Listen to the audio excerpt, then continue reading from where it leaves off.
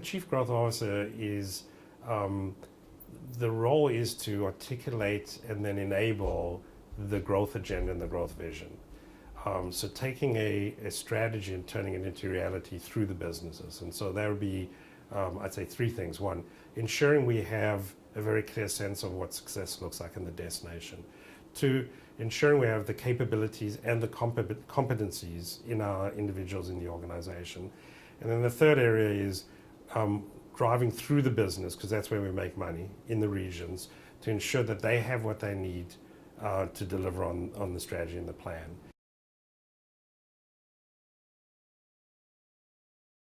The Chief Growth Officer should have accountability for more of the commercial levers.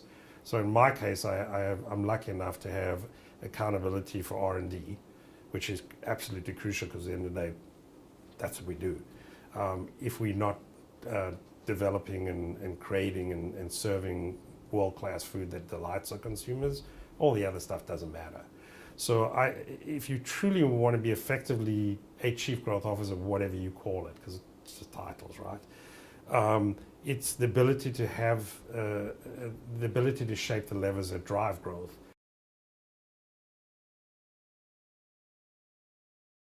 For us, there's only two metrics of growth, right? Are we growing the top line or are we growing the bottom line?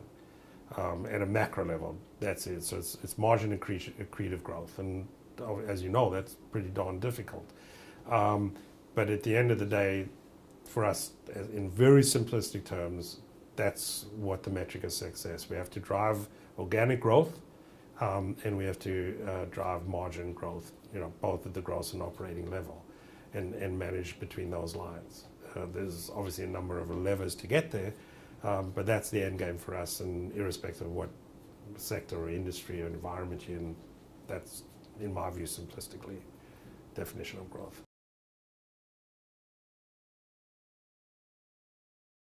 Kellogg, like Kimberly-Clark, like Procter & Gamble, like Unilever, all of the terrific blue chip companies all struggle with the same thing, which is our success in the past has institutionalized behaviors and beliefs. And the role of a leader in an organization is to help people move beyond those historical beliefs, because the environment has changed. The fundamentals haven't changed, but the environment has changed. I'd say the biggest part of my job is change management. And creating an environment where people feel free and comfortable to change, which doesn't mean anarchy, it means disciplined change.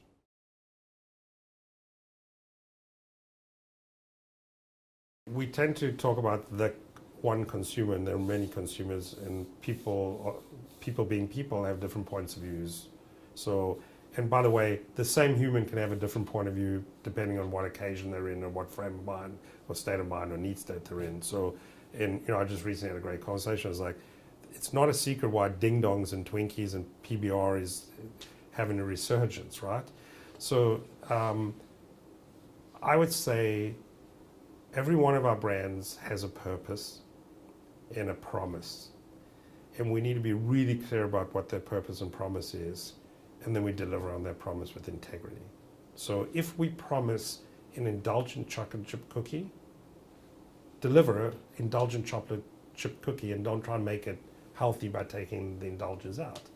If you promise a low sugar, vegan, sustainably sourced cookie, deliver a low sugar, vegan, sustainably sourced cookie. And don't try and confuse the two. Be honest and true to who you are, because brands are ultimately promises made, promises kept. So at a base level, I go, that's important.